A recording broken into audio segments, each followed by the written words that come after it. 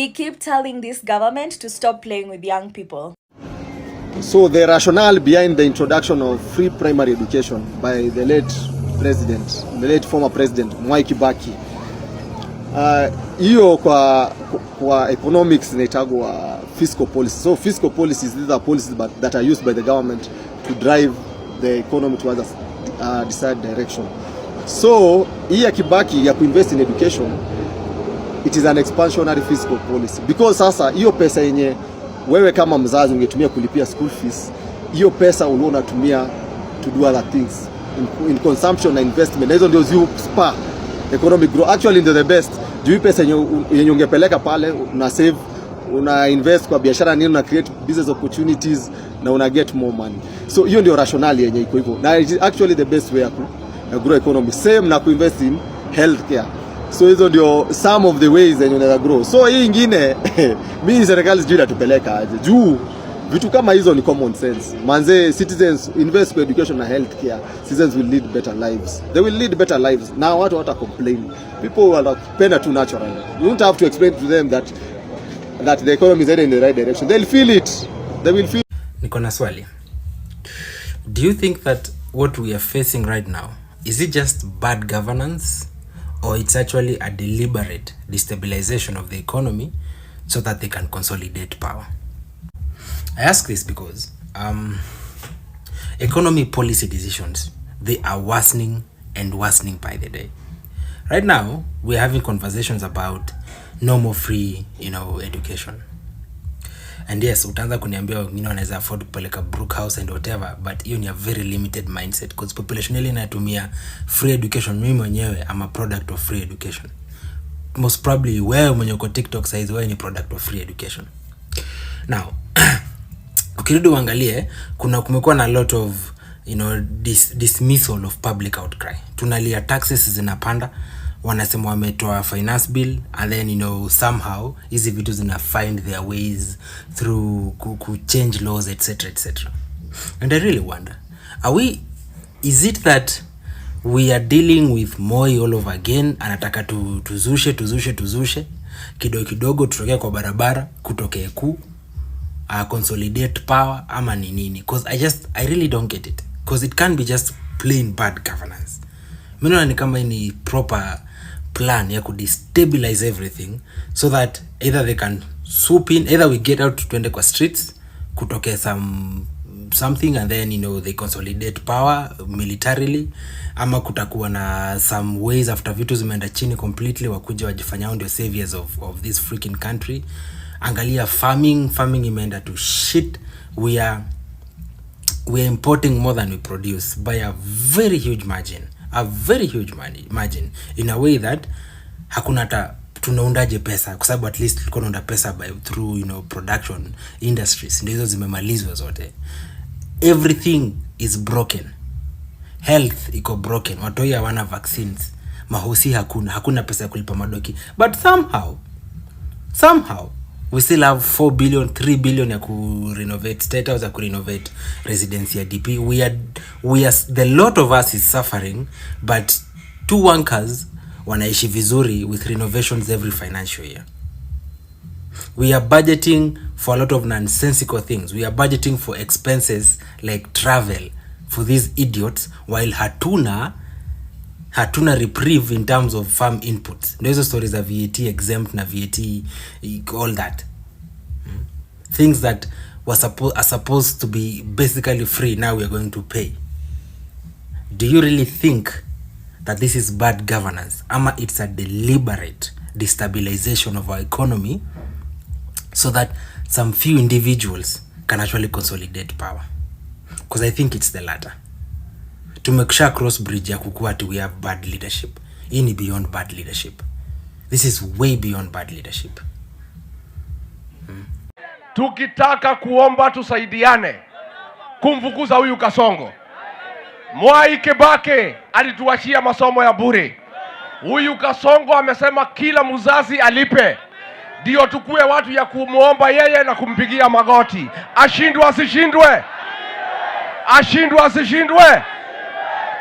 Unajua as it stands with free education venye iko saizi, before jakuwa scrapped off, because iko scrapped off. Kuna wazazi wengi sana hawezi afford bado kupeleka watoto shule kwa sababu ya vitu kama uniform, unapata inconveniences etc. So now tupeleke kwa time yenye unapata free education inakuwa scrapped off completely. What do you think will happen to the school going children when already parents wao wana struggle kuwapeleka shule, kuweka chakula kwa meza as is, yeah, on top of the already with the already free education that we have. So now the government deciding to scrap off free education completely, itakuwa such a big devastation. Na every proper working nation in this world, masomo inakuanga bure. By the way, education is free for its citizens, free. But we have billions za kuunda manyumba za bloody shenzi. 4 billion unasikia wao imerepair State House. Sijui another 3 billion itaikana ya nini? The other day they were saying State House haina pesa ya kulipana. They've gone through 3 billion in 2 months. But hakuna pesa ya free education.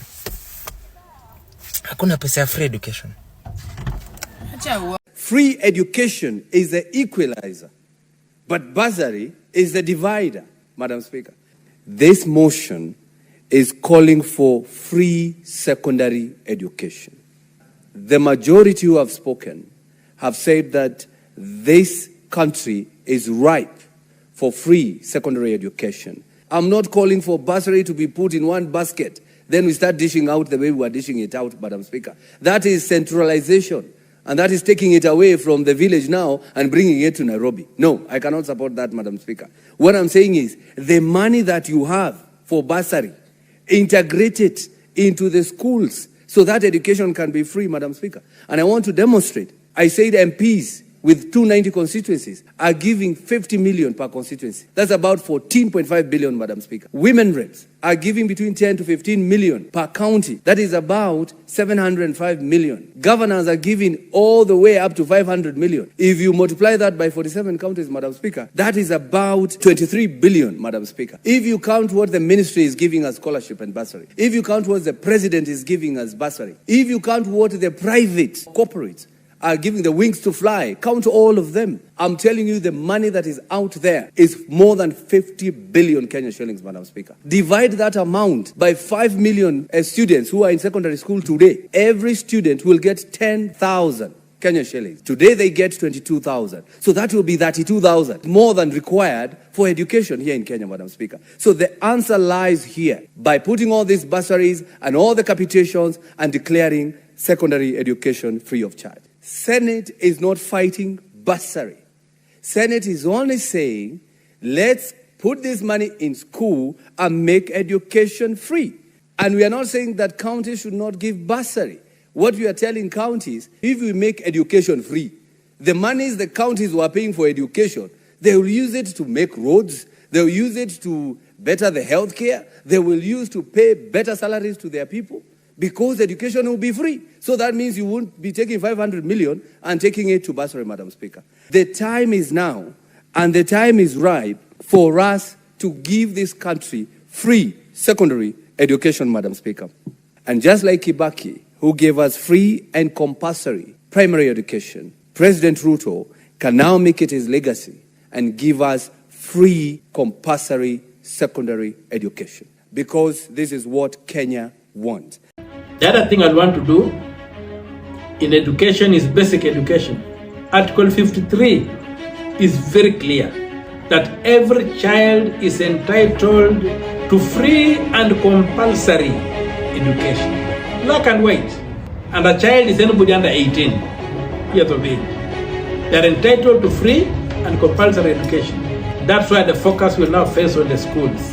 The other day, we were in Parliament at my committee, and we asked the TSA people, how much would it cost for you to ensure that every child in the Republic of Kenya, from Moyale to Mombasa to wherever,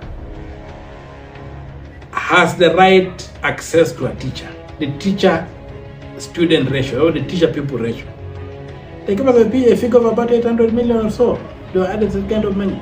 It's money that's within our grasp. That's per year or per what? They don't have per year. They increase the budget will be increased to about close to 1 billion shillings a year. They'll be able to cater for that. So that is something this government can do very easily. Right now, I've got a motion in the Senate demanding to know where 19 billion shillings, 19.7 billion shillings was taken in January of this year through the salaries of judges. Their salary allowance spiked by 19 billion, then went back in February to the normal. For president, for whatever, those so-called people whose salaries are paid directly from the consolidated fund. That provision shot up by 19 billion point 7 over and above what the 300 million that they come out every month. So the question is, where did that money go? So those are 19 years of ensuring that our schools have got all the teachers. We have trained teachers. We have people who want to learn. We are not getting them to meet. They want to fix education by giving the TAC the money it requires to employ teachers. This issue of politicians going to funerals to employ teachers like they're selling medicine for, what do you call them? Dawa mapengo. They're selling medicine for caps in the mouth to which can make the teeth grow. We're not going to do that. We just need to fix that. Speaking before the Education Committee in the National Parliament, Cabinet Secretary of Education Julius Ongamba highlighted that the government owes schools 65 billion shillings in capitation. The CS told legislators that a discussion needs to take place to map out the funding of the education sector in the country, saying that the persistent underfunding is affecting the quality of education. The CS added that the situation is expected to worsen as the 2025-2026 financial year budget for education has been reduced, with the ministry continuing to accumulate pending bills and capitation fees as the numbers of students increases. The Ministry of Education disbursed 4.13 billion shillings in January 2025 for over 5.8 million learners, stating that no money was owed to schools for Term 1. He added that the approved rate of capitation for junior schools is 15,043 shillings per learner per year, and in Term 1 of 2025, 15.32 billion shillings was disbursed for the 2.9 million learners in the 20,350 junior schools across the country.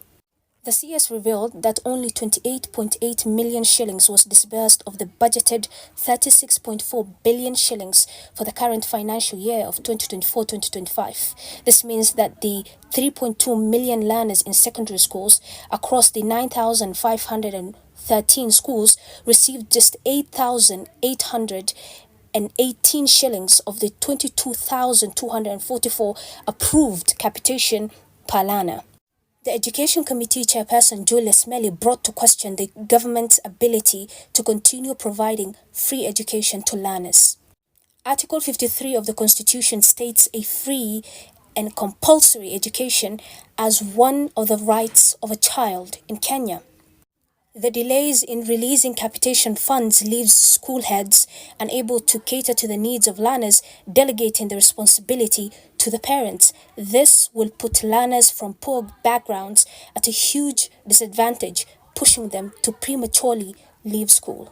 Government can offer free education up to tertiary level. But why can't Kenya government do it? Out of every 100 Kenya shillings they collect as your tax money, 80 shillings is spent on debt finance. They are left with 20 shillings. That's a broke government. Because from the 20 shillings they are left with, they need 30 shillings for operations. They need 35 shillings for salaries. They're already negative. They need 15 shillings to send to counties. So what do we do? Because kids must still go to school. Pass the burden to the parent. That is why you saw the so-called new university funding model. That has led to a situation where almost half of the students who are meant to join university this year didn't join university. Hence, you see the collapse of institutions. More universities is just one of them. Ask yourself, when did the rain start beating these institutions? When government stopped remitting capitation? They are all facing a cash crunch. Just accommodation alone, go to the University of Nairobi today. How many students are sleeping not in the halls of residence but in the lecture theatres? Many students are sleeping in the lecture theatres. How many students are squatting? One bed is shared by 3 students because some are not able to afford to pay for the hostel fees. Why? Because of the economy. And I'm telling you, it is because of this odious debt. As a country, we are now taking footsteps backwards. Tunarudi zile enzi za colonial era sasa. All the progress yenye Kibaki alifanya, everything, all the effort ya kujaribu ku-emancipate the entire country, all down to the trash. Just juu yetu ya mtu na kiburi zake. He's masquerading as if he's not tribal, but he's the most tribal of all presidents I've ever seen. Sasa sekta zote zitaanguka tukiangalia. The education sector is now gone. Sasa tutabaki zile enzi za watu kufukuzwa juu hawana school fees, wanakaa tu nyumbani. And you know it's illegal for a child not to get education. With all the issues going on in the education system, I'd just like you to ask yourself honestly, was it more important to build affordable housing or pay for children's education? If the government need to spend 104 billion on the president's advisors, or just spend 22 billion on school capitation? After you've thought about it, then now question the person in charge of these decisions. Rada yake ni gani? Form yake ni gani? Mbona na spend do hivyo? Why would he rather hoard money to build markets than improve the education system? Does his end goal serve your interests? Does his end goal actually even solve your problems? Is your problem housing or your child's education right now? For the first time in 20 years, due to budget shortfalls, there'll be no more free primary education and no free day secondary education. These programs were started by Kibaki over 20 years ago. For the first time, now people are also going to be paying for their kids' exams because the government can't afford it. Now, but for the first time in 20 years, so nawe bado kwa hapo naamini Ruto akikwambia the economy is doing fine, these guys are struggling to keep the country afloat. Hawa wote ni watoto wa matajiri. Unaona?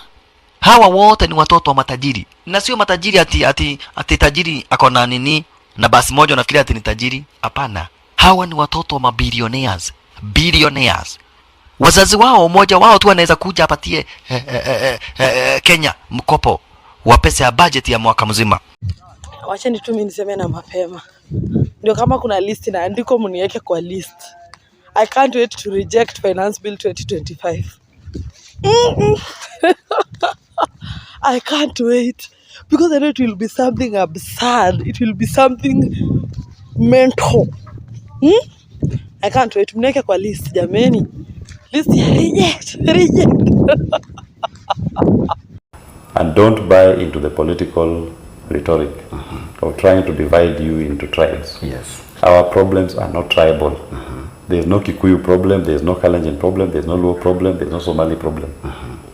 There's no Kamba problem. Yes. Shift share knows no tribe. The university funding model knows no tribe. Yeah. Joblessness knows no tribe. All these problems that we point out, Yeah. they do not know any tribe. Luchivia, labda hujui ni nani utapigia kura in 2027. Yes. Lakini ile kitu muhimu zaidi ni kwamba ujue yule mwenye hautapigia kura. Yes. Are we together? You may not know who you will vote for in 2027. Yes. But it is important to know who you will not vote for in 2027.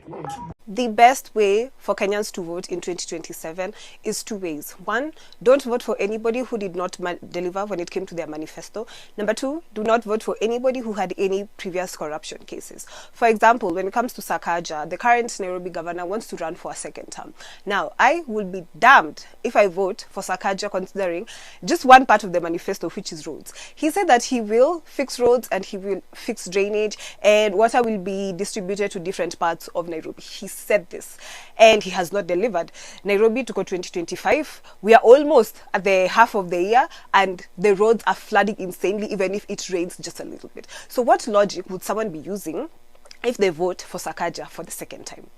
What logic would somebody be using if they vote for Pasaris, who is definitely probably going to run again for Nairobi women rep, and she has not been proactive in talking about like femicide cases and protecting women, which is her job in parliament. If we just focus on those two things, not voting for anybody who had any corruption case and not voting for anybody who has messed up their manifesto, I feel like Kenyans would be really, really far. Instead of focusing on voting for somebody because of their tribe, because they paid you 200 shillings, because you are voting for them just so that they can remove somebody else, and you hope that they are going to do something better. Please, I think it's time that we remove ourselves from the situation. And also to the Kenyan youth, we are the majority. When you look at people who are 35 and under, we are the majority when it comes to the population. By 2027, let's say all of us will be adult status and all of us can get a voter's ID and actually vote. I am really, really, really encouraging people to register to vote when that time comes. Let's not vote for people because of any other reason except those two. Let's be logical this time, please. Like, our lives depend on it. Kwani wewe utakubali upige kura mtu aibe? Wewe kama Mkenya mwenye unateseka as we speak now, utakubali uende upige kura 2027 alafu mtu achukue aongeze rais? Kwa sababu anatuambia kwamba hakuna rais ashawahi kuwa one term president. Sasa wanasema hata kama rais hatapita, watachukua kidogo kidogo kutoka kwa zile zetu waongeze rais apite. Kwani wewe kama Mkenya who are going through a very difficult times as we speak now, are you going to allow people to steal your elections? Kwani tutakuwa wajinga aina gani? Tutakuwa wajinga aina gani turuhusu watu waibe kura zetu yenye tumepiga na venye sisi tunateseka saa hii? Atuwaibe waongeze yule mwingine apate aingie kama rais. Kwani sisi tutakuwa wajinga aina gani? Si wajinga walisha Kenya. Sasa itakuwa aje mtu atuibie kura zetu? Wakiiba itaungua. That is the truth of the matter. No way. That wakiiba, just like his agents have said that, you know, watajaza. The truth of the matter is wametuibia ya kutosha, wamepa pesa zetu za kutosha, wametuua ya kutosha. If William Ruto survives to the election na ajaribu kuiba, itaungua. And that's the truth of the matter. 2027, at the tallying center at the ward level, we will have Gen Z representatives to count the votes and to announce the votes. Alafu tutaungana kama Gen Z, kama ni Nairobi County, kuna Gen Z wa kule Githurai, Gen Z wa Kangemi, atatuambia ni ngapi na tutajua ni votes ngapi za rais zimepigwa katika Nairobi County, na tutafanya hivyo katika Kakamega County, tutafanya hivyo katika Bungoma County. Haja na magavana, MCA, mnataka zile za rais peke yake. Lazima rais ametuchosha bana, lazima akwende nyumbani. One time. Sasa nini? Ground. Atuongea. Sawa. Hivi venye nanawa hivi. Ndo nanawa Ruto. Nimenawa Ruto kabisa. Nimenawa Ruto. Ruto Kasongo nimekunawa. My people, unaingia kuiva alafu unaletewa one time kama chesa. Mulisema hamutaki kuchelewa in anything. Well, Kenyans, you never disappoint, and this is the reason as to why I just love my country, Kenya. Munakuanga macho na munakuanga settle in anything. Anyway, Aluta, the struggle continues. We have to drain the swamps.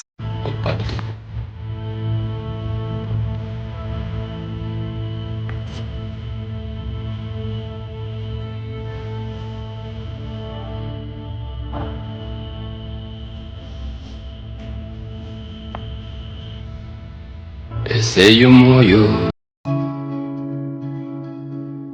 Ruto must go. Ruto must go. Ruto must go. Ruto must go.